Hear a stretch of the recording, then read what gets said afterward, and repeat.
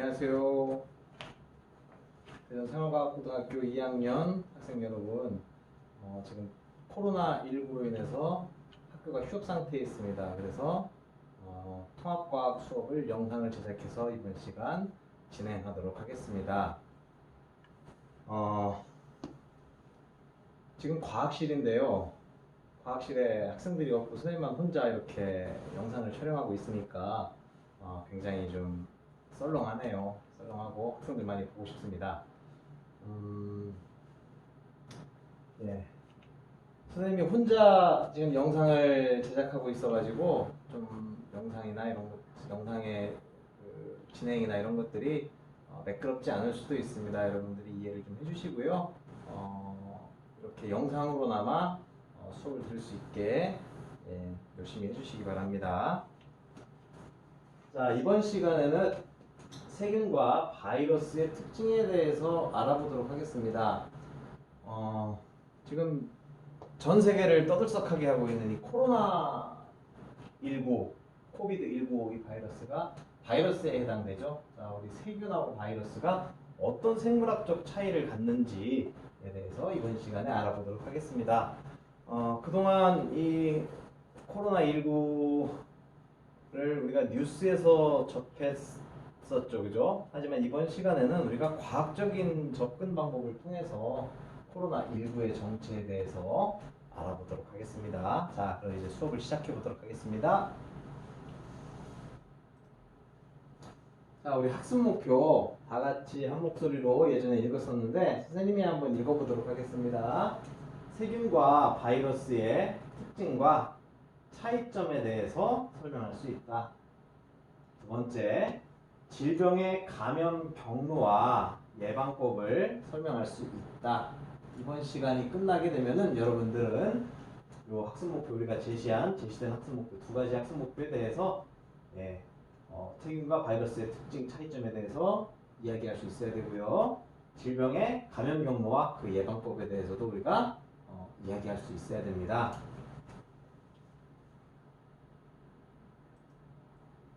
자, 그러면은 우리가 이제 수업에 들어가기에 앞서서 세균과 바이러스의 특징과 차이점을 영상으로 간단하게 한번 알아보도록 하겠습니다.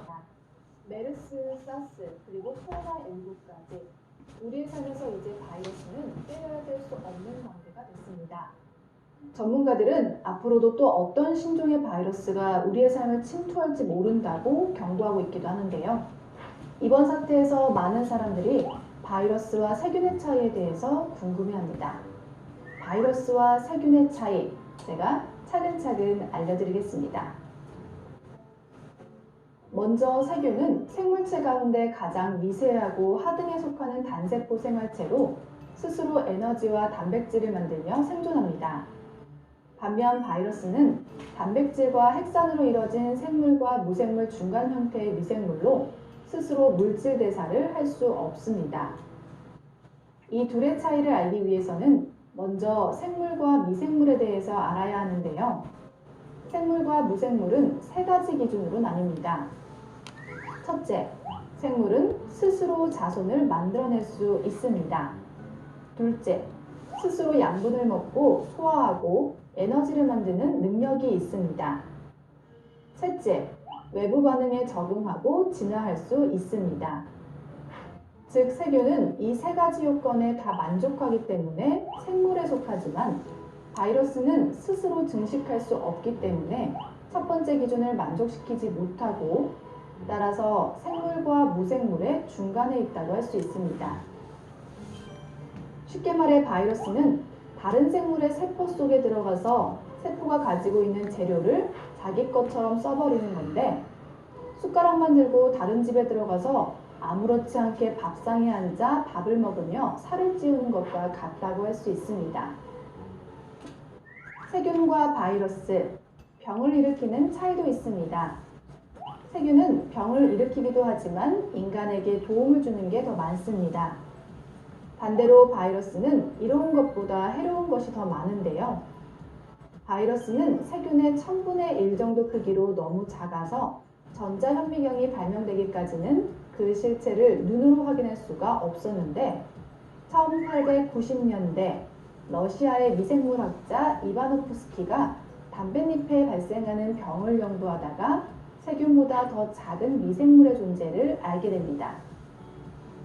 담배와 고추 농사를 망치게 하는 담배 모자이크 질병을 연구한 것인데 담뱃잎을 갈아 세균, 진균 및 기생충을 모두 제거한 후 건강한 담뱃잎을 접종해도 같은 질병을 일으킨다는 것을 발견하고 세균보다 작은 극미생물이 있다고 학계에 발표한 겁니다.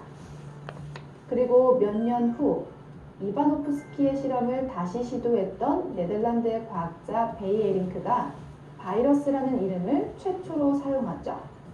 바이러스, 라틴어로 독이라는 뜻으로 비루스라고 읽는다고 하네요.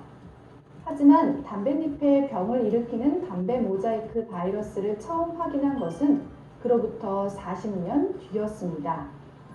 물체를 수십만 배 확대해서 볼 수 있는 전자현미경이 그제야 발명되었기 때문이죠. 그 뒤로 바이러스에 대한 연구가 활발하게 진행되고 그로 인해 두창, 감기, 홍역, 소아마비 같은 병의 원인이 바이러스라는 것도 알게 되었다고 합니다. 세균과 바이러스, 가장 큰 차이는 치료입니다.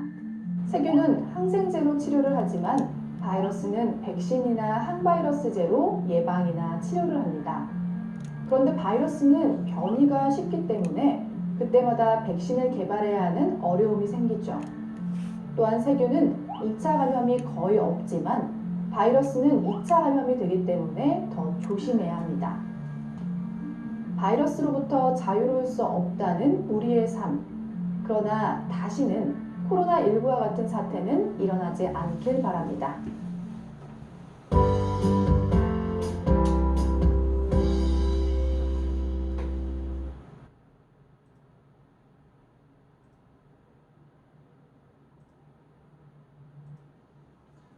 예, 영상 잘 보셨죠?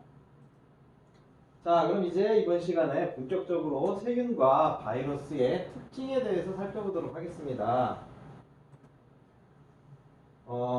선생님이 위두랑 그 공유방에 온라인 학습방 공유방에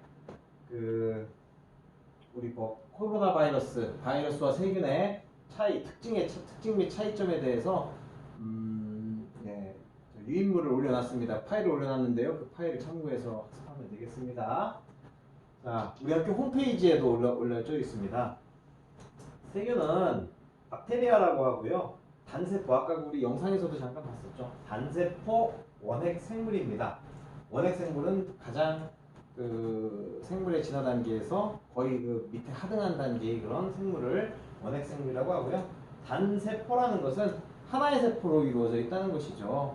자, 우리 사람을 보세요. 사람을 보면은 사람의 몸을 보면은 굉장히 많은 세포로 이루어져 있죠. 우리는 단세포가 아니고 우리는 다세포입니다. 다세포고 이런 세균 같은 것들은 단세포로 이루어져 있다.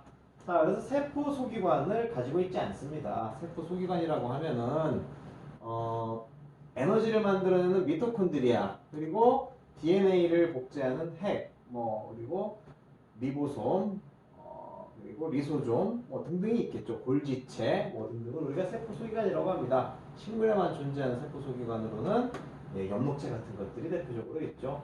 자, 세포 소기관은 세균에 존재하지 않습니다. 그리고 세포의 형태를 유지해주는 세포벽이 존재합니다. 그래서 하나의 세포로서 기능을 하는 게 부족함이 없게 만들어주죠. 자, 그리고 효소를 가지고 있습니다. 단백질로 만들어진 효소가 있어서 물질 대사를 스스로 합니다. 물질 대사라고 하면은 우리가 물질을 우리 생명체 안에 받아들여서 흡수하고 분해하고 소화하고 하는 것들이 모두 다 물질 대사에 들어가겠죠. 물질 대사를 스스로 할 수 있습니다.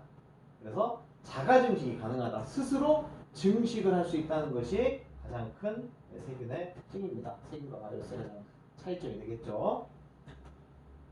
그리고 증식하기 가장 좋은 환경으로는 따뜻하고 습한 곳에서 주로 번식을 하게 됩니다. 따뜻하고 습한 곳에서. 자, 그리고 세균이 일으키는 질병의 예로는 결핵, 화상풍, 녹슨 쇠로부터 감염되는 화상풍, 그죠? 그리고 콜레라, 장티푸스 등이 있고요. 그리고 식중독도 우리가 세균이 일으키는데요. 세균성 식중독, 물론 바이러스가 일으키는 식중독도 있습니다. 바이러스성 식중독 분리가 돼 있죠. 자, 그리고 폐렴도 세균성 폐렴은 세균에 의해서 유발되는 질병이고요. 이질 같은 경우, 설사를 하고 하는 이질 같은 경우도 세균성 이질 같은 경우에는 세균에 의한 감염이 일어납니다. 그리고 위궤양이라든가 뭐 이런 것들이 대표적인 질병의 예가 되겠고요. 치료는 세균에 감염됐을 때 치료는 무엇으로 하느냐? 항생제를 쓰겠죠. 항생제. 우리 항생제 주변에 보면 항생제 대표적인 게 뭐가 있을까요? 페니실린 들어봤나요? 푸른 곰팡이에서 추출한 페니실린. 그게 바로 대표적인 항생제가 되겠습니다. 세균을 치료하는 데 있어서 항생제가 쓰인다. 알아두시고요. 자, 그럼 이번에는 바이러스에 대해서 알아보겠습니다. 아까 세균은 세포 구조를 갖고 있다고 했는데 바이러스는 세포 구조를 갖추지 않았습니다. 자, 그리고 스스로 물리대사를 못하죠. 스스로 못합니다. 자가 증식이 불가능하죠. 아까 먼저 번에 우리가 알아본 세균은 자가 증식이 가능했지만 바이러스는 자가 증식이 불가능합니다. 그리고 바이러스의 크기는요, 세균보다 정말 훨씬 작습니다. 훨씬 작고요. 자, 아까 우리가 먼저 알아본 세균은 따뜻하고 습한 곳에서 주로 번식한다고 했는데요. 바이러스는 차갑고 건조한 곳에서 주로 번식합니다. 이것도 대표적인 차이가 됩니다. 물론 전부 그런 곳은 아니지만 대체적인 바이러스가 차갑고 건조한 곳에서 주로 번식한다는 거죠. 감기나 독감 같은 거 겨울에 주로 유행을 하죠. 그죠? 자, 그리고 질병의 예를 살펴보면요. 감기, 그리고 독감, 홍역, 소아마비, 후천성 그죠? 후천성 면역결핍증이라고 하는 에이즈, 그리고 사스가 뭡니까? 우리 여러분들은 기억이 안 날지 모르겠지만은 2000년대 초에 사스라는 이 바이러스에 의한 질환이 굉장히 유행을 했던 적이 있습니다. 그래서 많은 사람들이 죽기도 했었는데요. 사스, 중증 급성 호흡기 증후군이라고 부릅니다. 우리말로는 사스. 그리고 2015년에 우리나라에서도 많은 사망자를 발생했던, 많은 피해를 낳았던 메르스라는 질병이 있죠. 중동호흡기 증후군이라고 합니다. 자, 그리고 지금 현재 전 세계에 유행하고 있는 코비드19 같은 것들이 있고요. 아까 선생님이 얘기했지만은 이질이나 뭐 이런 것들도 바이러스에 의해서 감염될 수 있습니다. 자, 세균성, 바이러스성 이렇게 나눈다고 했죠, 그죠? 자, 그리고 치료는요, 항바이러스제에 의해서 인터페론 같은 항바이러스제로 치료가 가능한데 바이러스는 굉장히 변이가 다양합니다. 변이가 다양해서 이 바이러스제를 이용해서 치료하려다 보면은 이미 다른 형태로 변해 있고 하기 때문에 치료하기가 굉장히 어렵습니다. 굉장히 어렵습니다. 자, 그리고 항바이러스제의 종류는 그리 많지 않습니다. 많지 않고 이 바이러스가 아까 선생님이 얘기했지만 돌연변이를 하는 거죠. 형태가 변한다는 건 돌연변이를 하는 거죠. 돌연변이에 의해서 다른 형태의 모습을 갖기 때문에 굉장히 치료가 어렵다는 그런 특징이 있습니다. 자, 그러면은 바이러스의 생물적 특성과 비생물적 특성을 알아보겠습니다. 아까 우리 영상에서 봤을 때 생물체와 무생물체의 중간 형태가 바이러스가 중간 형태를 띈다고 했죠. 자, 생물적인 특성으로는 유전물질인 핵산이 있다.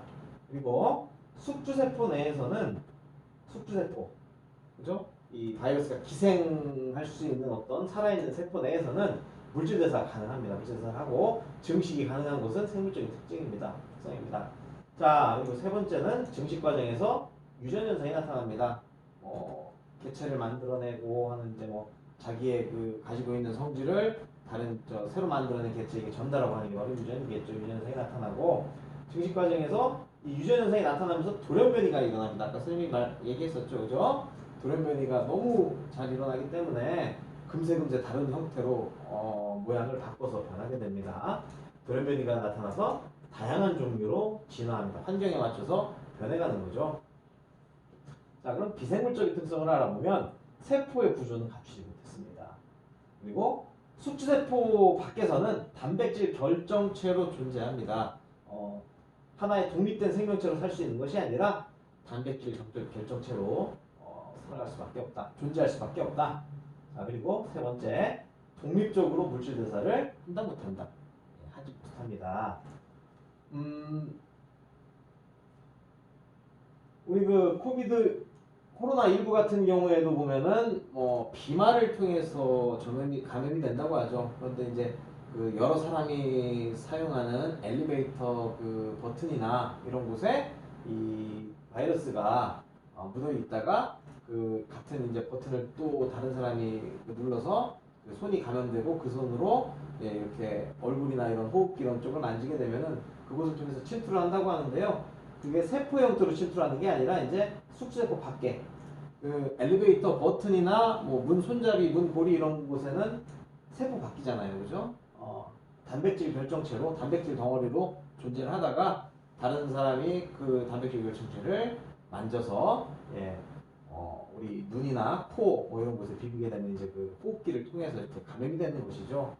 그래서 이 숙주세포 밖에서 그러니까 즉 엘리베이터 버튼이나 이 문 손잡이 그 출입문 손잡이 같은 경우 그곳에서는 코로나19 같은 경우에는 뭐 한 3시간 정도밖에 생존할 수 없다고 그렇게 뉴스에 나온 기사 내용을 봤었습니다.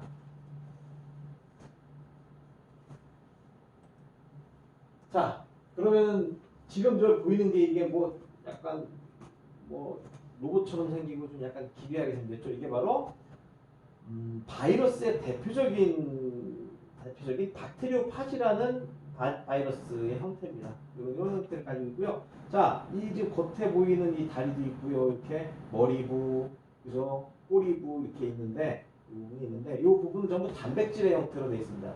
단백질 외투, 껍질을 가지고 있고요. 그 안에 이렇게 DNA나 DNA라고 표시를 했는데요. 핵산, DNA나 RNA 같은 유전 물질을 가지고 있어서 지금 여기 보면은요. 숙주세포에 딱 달라붙어서 밑에가 이제 숙주세포가 되겠죠. 이렇게 박테리오파지가 달라붙어서 그 머리부에 가지고 있는 DNA나 RNA와 같은 핵산을 숙주세포 내로 쭉 요 꼬리부를 몸통을 통해서 주입을 하는 거죠. 인젝션을 합니다. 주입을 해서 그 DNA나 RNA가 숙주세포 내로 들어가게 되면 이제 이 숙주세포 내에서 생장을 하고 증식을 하고 번식을 하게 되는 거죠. 그래서 이 건강한 세포를 감염시킵니다. 여러분들 혹시 그 환절기나 이런 때 이렇게 몸이 좀 피곤하고 하면은 뭐 입술이나 이렇게 코 같은 데가 이렇게 막 부르트는 학생들 있죠. 선생님도 가끔 그런 현상이 나타납니다. 그 바로 박테리오파지에 의한 전형적인 그 감염입니다. 그것이. 자, 이게 바로 바이러스 질환인데요. 역시나 아까도 얘기했지만은 항바이러스제로 치료를 하게 되는데 항바이러스제가 잘 듣지 않습니다. 그래서 뭐 이렇게 그 상처난데 바르는 약도 있긴 한데 발라도 그렇게 뭐 금방 좋아진다는 느낌을 받기가 어렵습니다. 자, 그런 질환 가지고 있는 친구들은 근데 바이러스에 의한 박테리오파지에 의한 질환 그 입이 불어튼다든가 뭐 이렇게 좀 그런 학생들은요 선생님도 마찬가지지만 이게 평생 같이 따라다닙니다. 우리 몸이 숙주세포가 되는 거죠. 숙주세포가 건강하면은 이 박테리오파지는 숙주세포 내에 가만히 눈치 보고 있는 그러니까 가만히 웅크리고 있게 됩니다. 호시탐탐 기회를 노리는 거죠. 그러다가 숙주세포가 피곤하고 숙주세포가 약해지고 하게 되면 이제 그 틈을 타서 이렇게 파지의 형태를 만들어서 터트리는 거죠. 그걸 이제 입술 옆에 터트리면 입술 옆이 불어나는 거고요. 그죠? 코 주변을 터트리면 코 주변이 불어나게 되는 거죠. 그래서 자신의 개체를 이렇게 증식을 시킵니다. 증식을 시키고 다시 이제 몸이 건강을 회복해서 숙주세포가 건강해지면은 우리 몸 그 염색체 속에 요 박테리오파지가 쏙 끼어 들어가가지고 가만히 이렇게 또 웅크리고 있는 프로파지의 형태로 때를 기다리는 거죠. 그런 일들이 반복되게 되는 거죠. 자, 그럼 이번에는 세균과 바이러스의 공통점과 차이점에 대해서 알아보도록 하겠습니다. 자, 일단 공통점은요. 두 개 다 병원체다.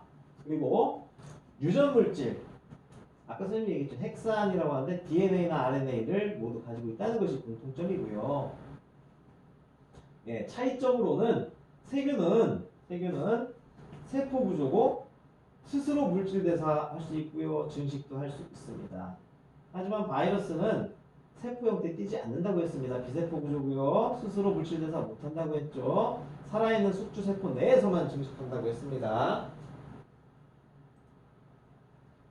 자, 바이러스를 한번 구분해 보겠습니다. 핵산의 종류, 가지고 있는 핵산의 종류에 따라서 구분할 수 있고요. 숙주의 종류에 따라서도 구분할 수가 있습니다.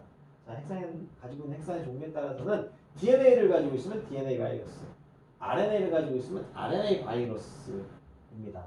라고 구분을 할 수 있습니다. 자, DNA, RNA에 대해서는 우리 2학년 친구들 1학년 때 과학 시간에 배웠죠. DNA는 가장 큰 차이점은 어떤 점이 있어요? DNA는 이중나선 구조고 RNA는 단일나선 구조다. 그죠? 이게 가장 큰 차이점이죠. 그래서 DNA보다 RNA가 훨씬 더 불안정하다고 했습니다. DNA가 훨씬 안정하다고 그랬죠. 그래서 유전 물질로 DNA가 사용되고 유전 물질을 전달하는 역할로는 RNA가 쓰인다고 했습니다.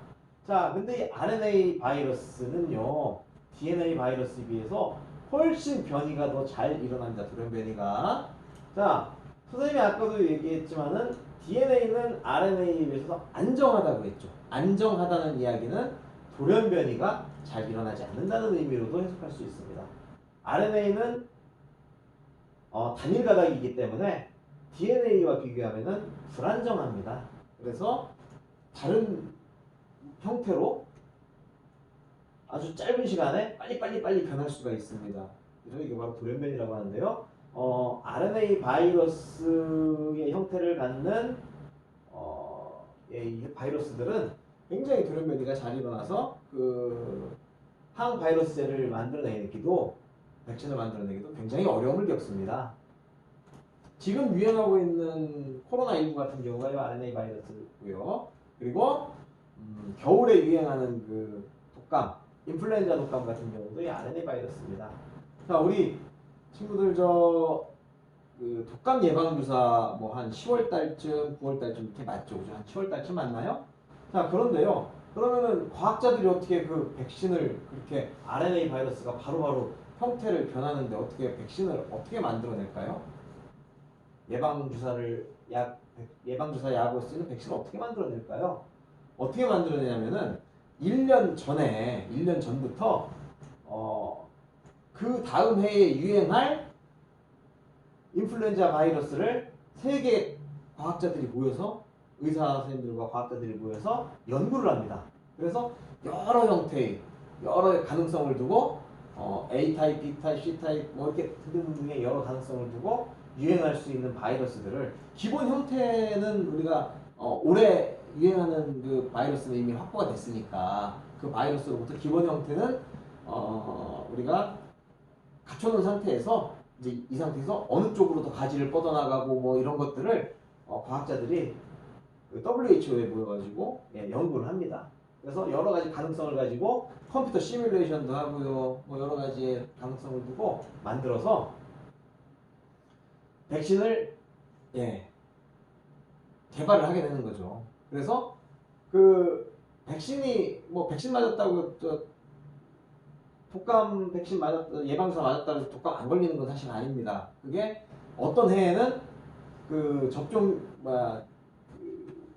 예방률이 굉장히 높은 경우도 있고 60% 되는 경우도 있고요. 어떤 해에는 30%까지 떨어지는 경우도 있습니다. 이때는 30%까지 떨어지는 그런 해에는 과학자들이 예측에 좀 약간 실수를 한 거죠. 아니면은 우리가 예측한 것보다 바이러스가 더 다른 형태로 아니면 더 빨리 변이를 만들어냈다든가 한 그런 형태인 거고요.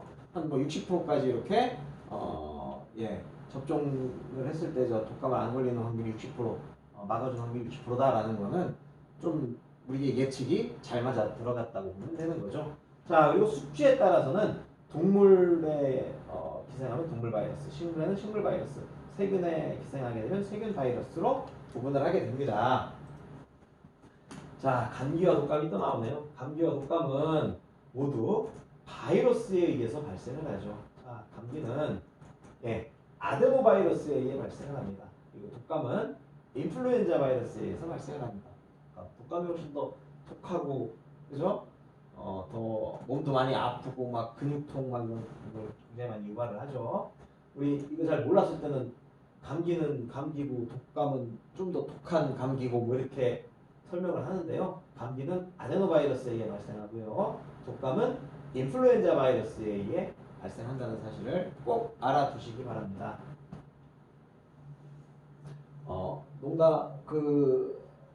선생님이 아까 앞에서 뭐라고 했어요? 바이러스 치료제가 많이 있다고 했나요? 많이 없다고 했습니다. 그죠? 자, 항바이러스제가 많이 없습니다. 그리고 항바이러스제의 종류도 많지 않다고 했습니다. 그래서 독감이나 감기에 걸렸을 때 병원 가서 약 먹으면은 일주일이고요. 약 안 먹고 집에서 그냥 푹 쉬면은 회복되기까지 7일 걸린다고 했습니다. 그 무슨 말이에요?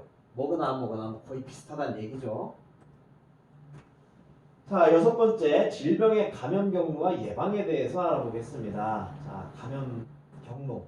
질병의 감염 경로를 보면요. 직접적인 경로와 간접적인 감염 경로로 구분을 할 수가 있는데요. 직접 경로를 살펴보면은 환자와의 접촉이나 사물을 매개로 해서 병원체 직접 감염되는 경우가 있습니다. 예를 들면 무좀이나 감기나 독감 같은 경우고요. 간접적인 경로를 살펴보면요. 병원체에 오염된 물이나 음식을 우리가 섭취했을 때, 예를 들면 콜레라, 세균성 식중독 같은 경우에 간접적으로 감염이 되고요.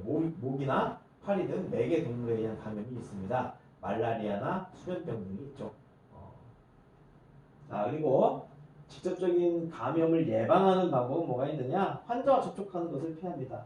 그리고 옷소매로 가리고 기침하는 거죠. 우리 지금 생활 수칙 많이 얘기하죠, 그죠? 마스크를 꼭 해야 되고, 그리고 옷소매 기침이 나올 때는 마스크를 안 쓰고 기침이 나올 때는 옷소매로 이렇게 가리고 기침을 하고, 그죠? 잘 알고 있죠. 그리고 손을 자주 흐르는 물에 따뜻한 비누로 30초 이상 깨끗이 씻는 것도 하나의 예방법이 되겠습니다. 환자 접촉하는 것은 악수를 한다든가 이런 것들을 스킨십을 하지 않는 거죠. 자, 그리고 간접적인 감염 경로를 예방하기 위한 방법은요. 음식물을 가열하여 섭취해야 되겠죠. 오염된 물이나 음식을 통해 감염이 되니까. 자, 그리고 상한 음식이나 냉장고에 오래 보관한 음식을 먹지 않습니다. 자, 그리고 모기나 파리 등에 의해서 또 매개동물에 의해서 감염되는 경우를 막기 위해서는 모기나 파리 같은 매개동물이 번식하지 않도록 잘 꼼꼼하게 관리하는 거죠.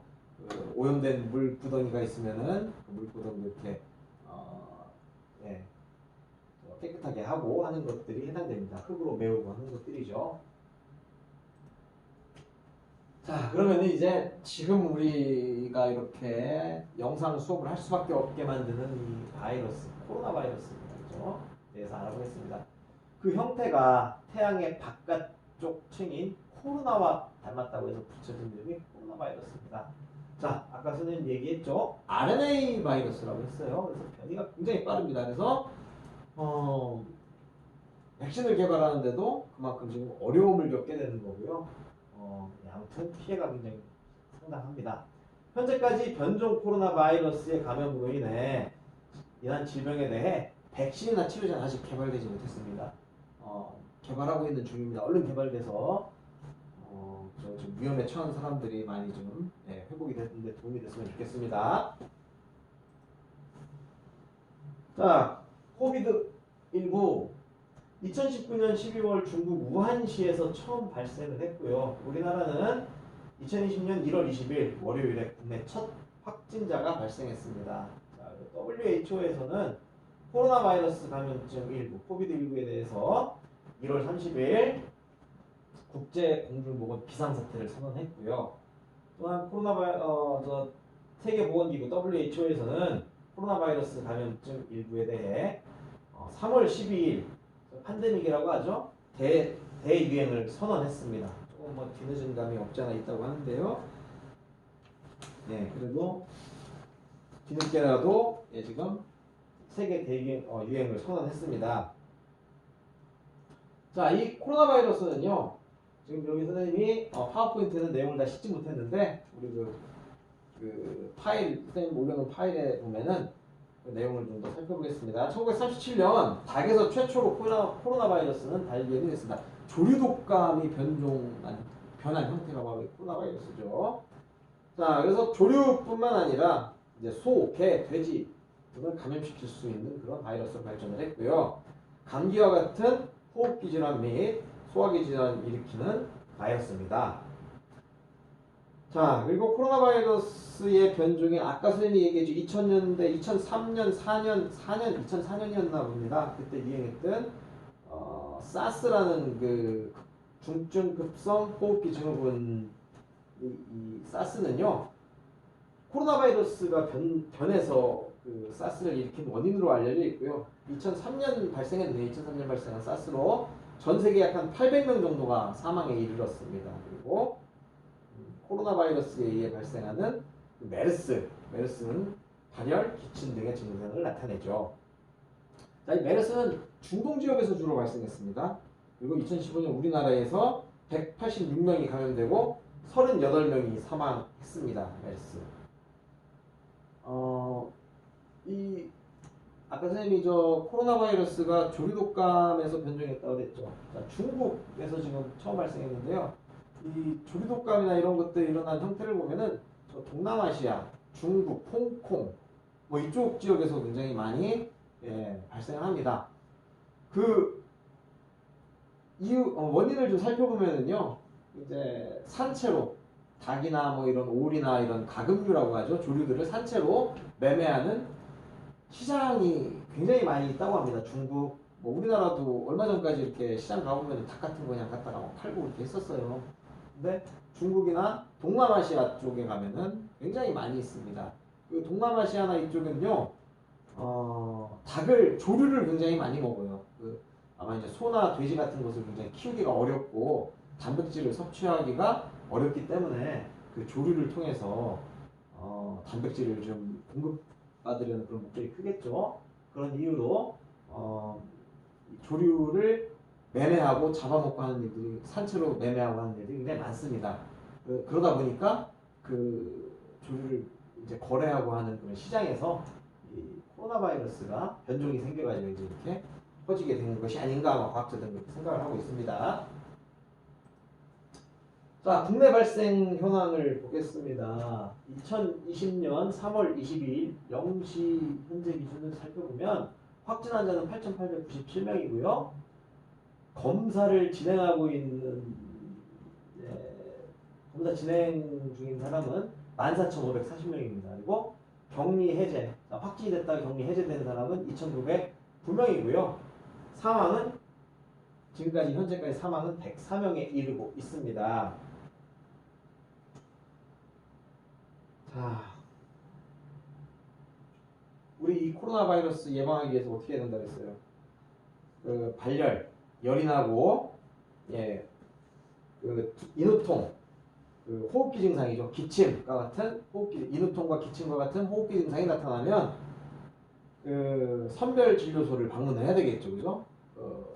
대중교통 이용하지 말고 자기 자동차를 이용해서 가라고 하는데 여러분들은 집에 부모님과 함께 이용을 하든가 가까운 곳에 있으면 걸어가든가 하면 되겠습니다. 그리고 흐르는 물에 비누를 이용해서 30초 이상 손 씻고요. 옷수매로 가리고 기침하고 악수나 이런 것들은 하지 않는 그런 생활 수칙을 잘 지켜야 되겠습니다. 그리고 여러분들 이제 그 다중 이용 시설, PC방이나 노래방이나 이렇게 여러 사람이 모이는 시설에 될 수 있으면 출입을 하지 않는 것도 하나의 예방법이 되겠습니다.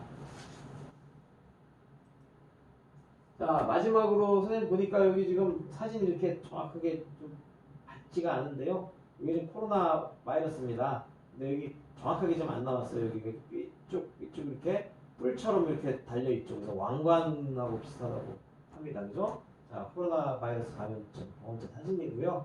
이게 이제 태양 표면에 코로나와 닮았다고 해서 바깥쪽 층이 코로나와 닮았다고 해서 코로나 바이러스라는 이름이 붙여졌습니다. 예. 우리가 지금 4월 6일 날 계약을 계획하고 있는데요. 그때까지 여러분들 코로나 걸리지 않게 좀 개인 생활 수칙, 위생 수칙 철저하게 잘 지키고 나는 괜찮겠지 하는 그런 마음 갖지 마시고요. 사람들 많이 모이는 곳은 좀 되도록이면은 가지 마시고 나만 괜찮아서 괜찮은 게 아니죠. 나로 인해서 다른 사람이 피해받을 수도 있는 것을 생각을 해야 되겠죠. 나는 건강하니까 코로나 바이러스 걸렸다가 금방 코로나19 걸렸다가 금방 회복이 된 수도 있겠지만은 나로 인해서 주변에 있는 노약자들이 걸리게 되면 연세가 많으신 분들이 할아버지나 할머니가 감염되게 되면은 잘못하면은 정말 굉장히 많이 아프고 잘못하면 생명까지 왔다가 위험해지는 그런 상황까지 이룰 수 있습니다. 그래서 우리가 이럴 때일수록 뭐 여기저기 여행 다니고 하지 말고요. 좀 조용히 좀 차분하게 집에서 지내시고 성숙한 시민의식이라고 하죠. 그죠? 사회적 거리두기를 해서 좀 성숙한 시민의식을 발휘해서 코로나 바이러스도 얼른 조기에 종식하고 우리가 건강한 모습으로 다시 만날 수 있었으면 좋겠습니다. 예, 오늘 수업은 여기까지 하고요. 여러분들 좀 수업 끝나고 나서 선생님과 같이 올려놓은 학습지도 함께 좀 학습을 하셨으면 좋겠습니다. 자, 선생님이 이번 수업 끝내고 다음번 수업도 영상으로 찍어서 이렇게 유튜브 통해서 공유하도록 할 테니까 여러분들 시청하고 같이 가정에서 학습하기 바랍니다. 자, 선생님도 건강하게 잘 지냈다가 4월 6일 날 다시 만나도록 하겠습니다. 자, 그러면은 이만 안녕.